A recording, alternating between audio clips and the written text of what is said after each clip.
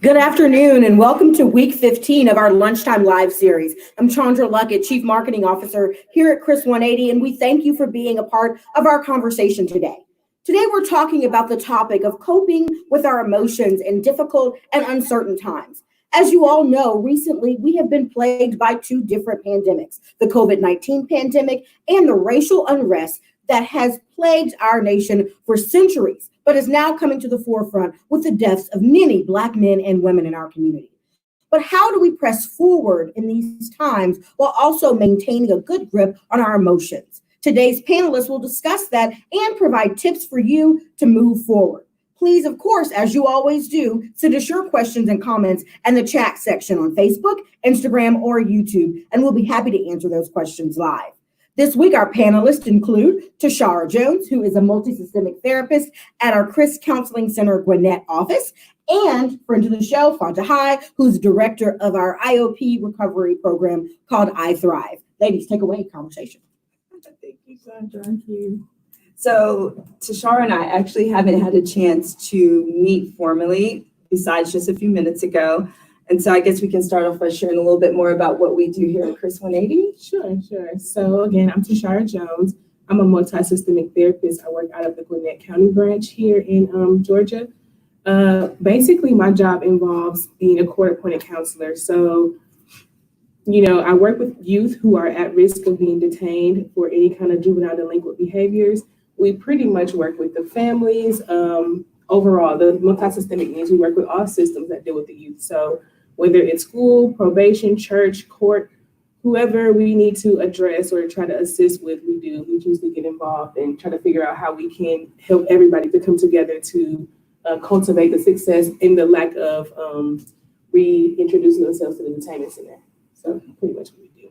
And my name again is Fanta High. I'm the director of I Thrive Recovery. And I Thrive Recovery is a substance use disorder intensive outpatient program that serves children or adolescents rather up through adults, starting at 18 all the way up through a geriatric age.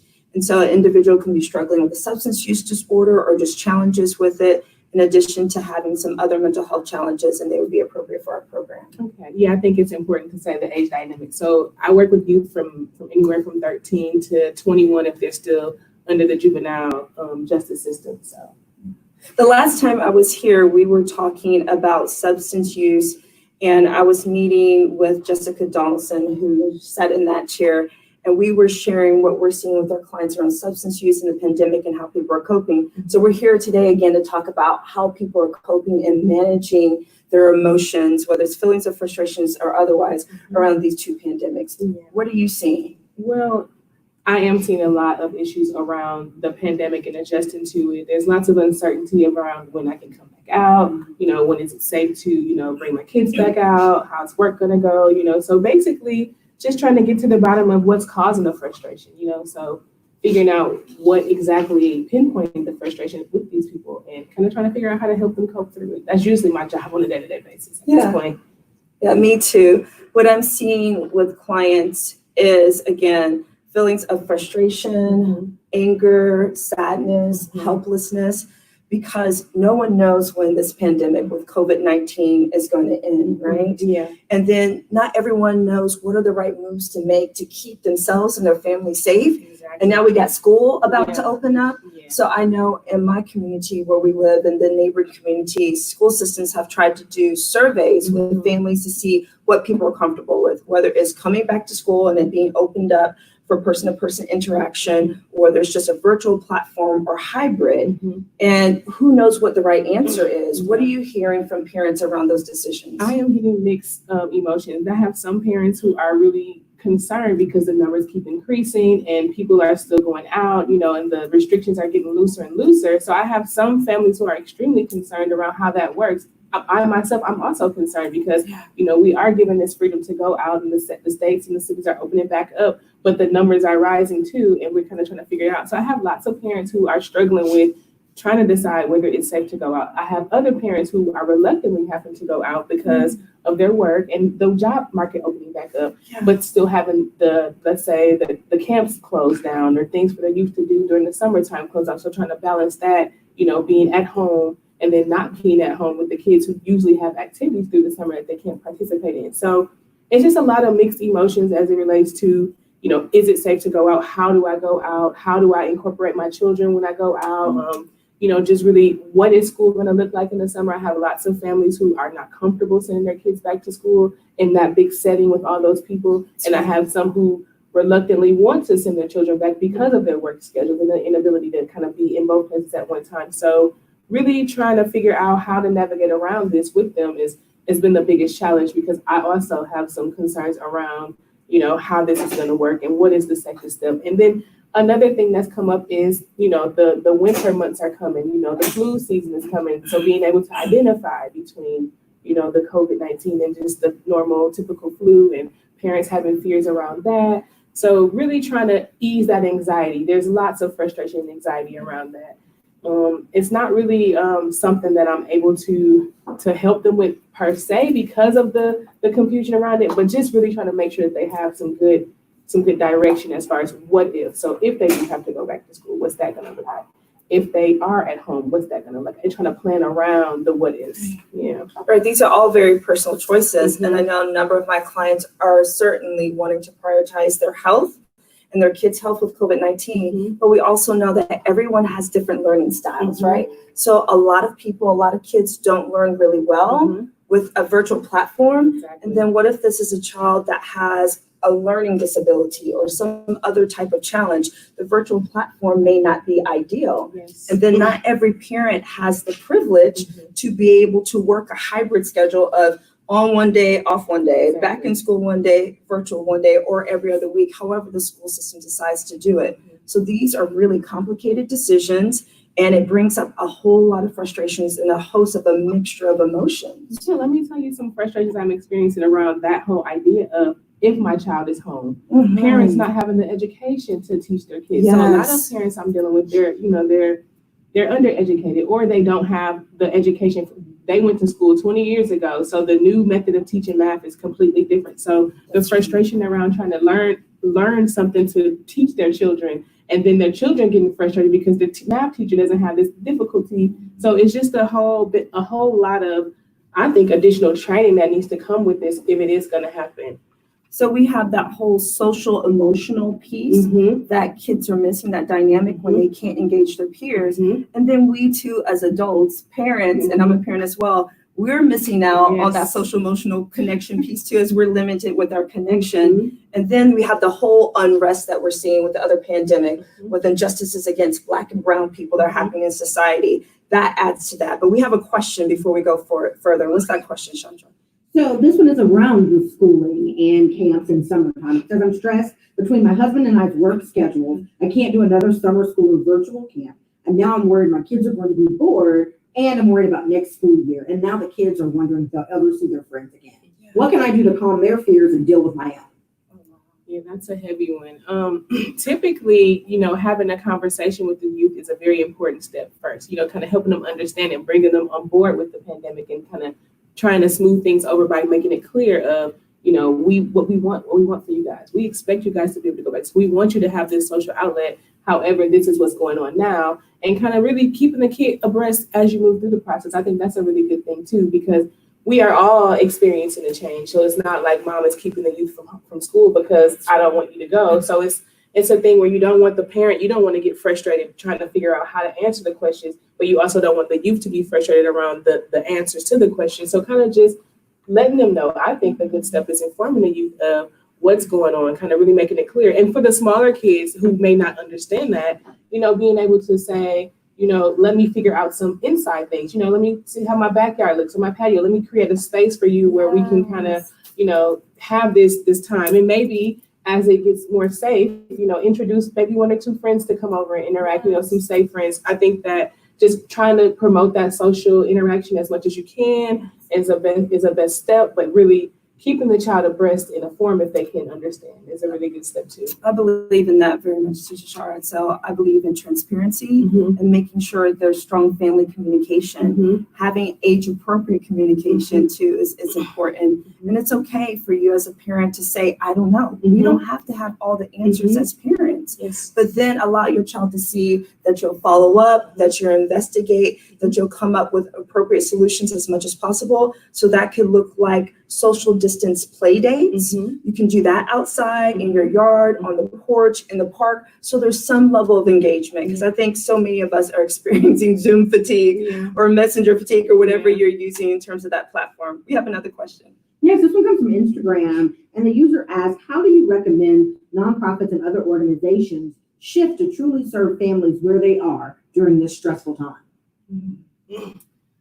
Well, that's an interesting one. I'm really proud of Chris 180 for their efforts to kind of try to implement that. As a matter of fact, I am a community-based counselor, so that's what I do. I travel within the Gwinnett County, and currently they are doing a lot of telehealth and opening up a lot of different doors via telehealth to kind of try to support this pandemic. And then in some instances, as things open up, I think a good idea would be to include the parents or include the families in this thing. Ask them, what would they prefer? Would you like it if I come out to your home, or would you like it if we had a contact, or would you like a virtual session? Kind of give them that option, but really trying to move towards what's going on. Try not to fight it and try to see. I have had some therapeutic issues with trying to do telehealth, but it's mainly because of the adjustment process. But I feel like once the adjustment happens, being able to offer that option of whether you want this in home or out of the home, or kind of how you want to move through this is a good step to try to transition with the pandemic. Yeah, I think community engagement is key. One of the worst approaches that an organization can take is that whole idea of build it and they will come. You need to ask people what they need. Mm-hmm. Ask them what kind of supports they need, what's missing. Ask the question, how can I serve you? Instead of assuming what it is. Yes. So I highly recommend you approach it as an organization in that regard. Mm-hmm. So let's move on to some discussion about this other pandemic, Okay. the racial injustice that we're seeing Mm-hmm. in the Black community, Yes. right? Police brutality. What's coming up for you with your clients around that topic? Well, because I work with a lot of at-risk juveniles, those with delinquent behaviors, this has been a very interesting topic because a lot of them are out in the community and are out there, unfortunately doing delinquent things. But this pandemic has kind of snatched them and jolted them back into reality that, it's not safe and you have to be careful. And a lot of them have questions around, how do I keep myself safe? How do I keep my kids safe?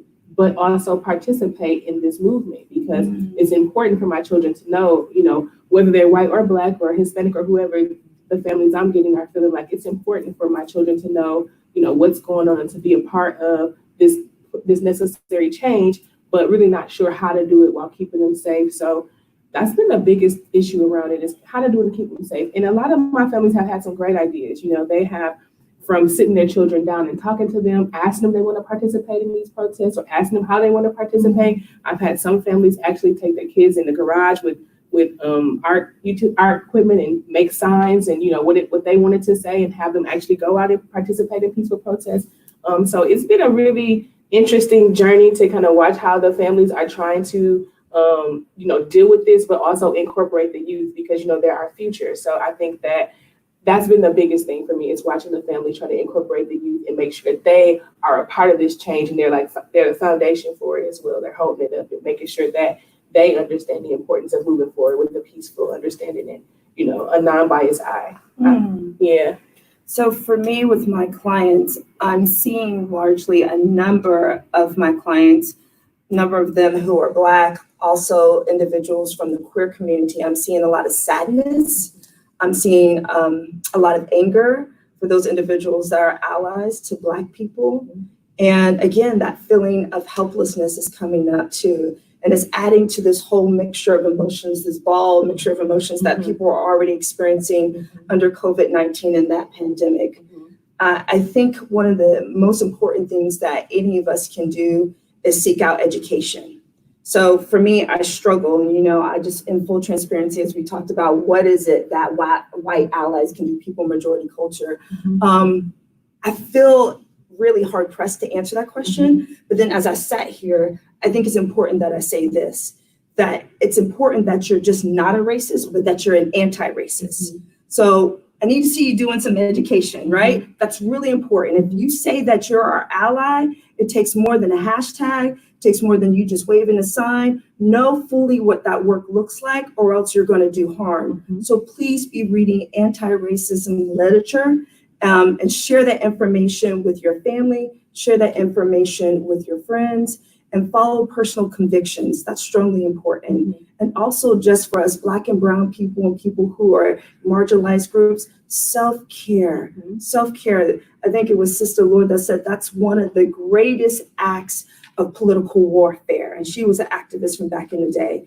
And the sister had it right. We have to take care of ourselves to move forward in this movement. We can't keep doing the work if we're falling apart. And we've already been experiencing trauma cross generations, right? That's impacted us genetically and that we're still experiencing today. So what does that self-care need to look like? It varies from first person to person. What are your thoughts on that? Well, I definitely agree with you on that self-care component. That is one of the other things that I've been really counseling in this whole process of going through this pandemic is how do you care for yourself? What kind of things can you do, especially considering the restriction? So it's a double thing when you have the restrictions where you can't do much, and then you have this thing where you need to do something. So really trying to balance that out by finding time for yourself, finding time to meditate, take walks, and do things that, you really enjoy to do, even if it's, for a few minutes.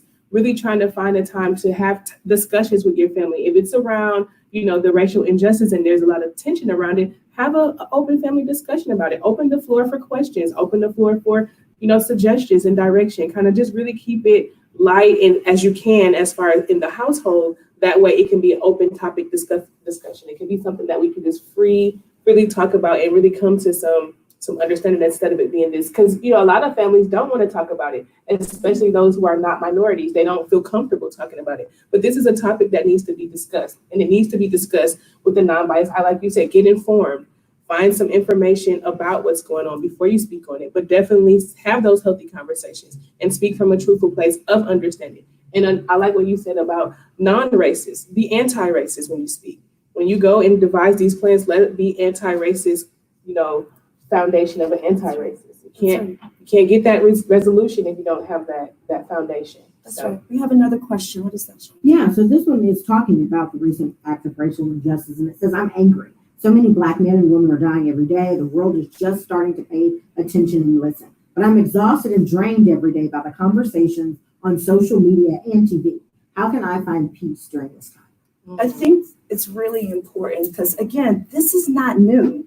I think that's part of the frustration and anger for a number of people that I've talked to, and mine as well. It's like, this is not new, but it's new in some regard to some people who are just becoming awake to it, right? So I think a part of that self-care is boundaries, right? We don't have to track everything. You don't have to constantly be on social media. You don't have to follow every news report. So give yourself permission not to track everything as closely maybe as you once were when all the uprisings started. So consider what boundaries need to look like for you. I want to highly encourage that. I agree. I actually do not have social media. I haven't had it for years, trying to set those boundaries for myself. And it's been real beneficial for me at this time.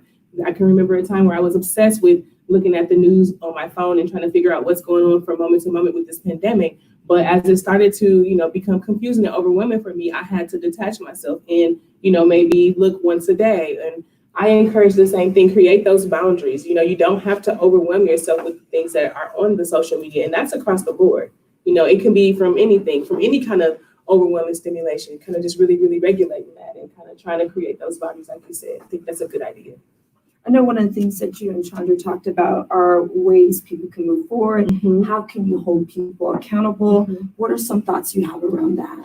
Well, some of the things we discussed as far as moving forward, we're kind of just, being able, like you said originally, just kind of practicing things from an anti-racist standpoint. That's a good step if you're a non-Black. And if you're a Black, just really trying to, embrace what's going on, but detach yourself as much as you can when you need those breaks, like create those boundaries. But we definitely discuss, ways to support, so there were some questions and some concerns around how can those of the white community support or, help in this cause, those who don't agree with the treatment. And some of the things we discussed were, writing a letter, just really having some healthy discussion around it, joining the organization or finding some kind of movement and being a part of it. Peaceful protesting, bring your children out, have them peacefully protest. Writing a letter to the Congress or writing the letters are very, very good. That's a good way to get your feelings on paper and get them out for someone else to read them. I think that's a big one. But joining, even if you buy a t-shirt, we talked about all different kinds of things. There's different ways to, buy a t-shirt, wear your t-shirt. With mine. Yeah, exactly. And that's a big statement, wearing these things are a very big statement. So whatever little things you can do are great too, from buying a t-shirt or a wristband or, what have you. I think those are some good ways to help and definitely some good ways to show your support to others. I like the t-shirt idea because it kind of, it's really small, but it does represent you wearing something on you that means a lot to you, supporting that cause. To the Black community, I want to say, give yourselves grace. My people, give yourself grace. So, and I say that because I think as we see what's happening in the media and the news, and you see people out there protesting in the streets, and I'm a frontline person, I got to tell you, I'm out there. But not everybody has to be. So it's okay if that's not you. So give yourself grace, give yourself permission to do some of these other things that she's talking about, whether it's wear the t-shirt, civic engagement, write your legislator, fight against legislation that doesn't represent us and policies. All of that matters. So be sure that you're not minimizing your efforts, because that adds to that mixture of emotions, right? Of the feelings of helplessness and sadness, because it can feel like I'm not doing enough. But what you're doing likely is a lot. So make sure you don't minimize that. Yeah, that's exactly one of my good friends, she reached out to me a couple of weeks ago, and she was so upset with herself because she felt like she wasn't on the front line, but she was also afraid because there was a lot of aggressive protesting going on and things that she felt like she could get hurt. I was on the front line too, and I explained to her my experience with the tear gas and how it was just really one of those things that kind of really set me back and kind of had me thinking. And she was so upset because she wanted to be involved, but she didn't know how she could get herself involved without putting herself in danger. And, I told her the same thing, you can protest from afar, support Black businesses, try to get people to support different things that you believe in as it relates to this pandemic and the crises and the racial unjust, reach out, you have social platforms, reach out in those ways. And she seemed to feel really good about that. Once we talked about it, and I even told her, we can find some peaceful protests to go to that we don't have to be afraid of, and I'll go with you. So just really even supporting her in that, but really giving her that confidence and comfort to know that you can support from home. You don't have to be on the front line. Like you said, you can support in different ways, and you don't have to feel bad about it. Give yourself grace. Don't beat yourself up about these things. You don't have to be on the front line to be for the cause. Yeah, one of the things that I love seeing is when I drive home or on my way home is seeing white neighbors and allies who are standing on the curb or at an intersection with their signs saying honk for Black Lives Matters, that sort of thing. Yeah. Those are ways in which you're showing that you support the Black community, that you support your neighbors, and we feel that love. So thank you for that. But Yes, keep doing the anti-racism education. Please. Do more of that. Please. We have a question. Yes, so this one comes from Jane on Facebook, and she writes, any suggestions for managing the intense emotions of others during this time?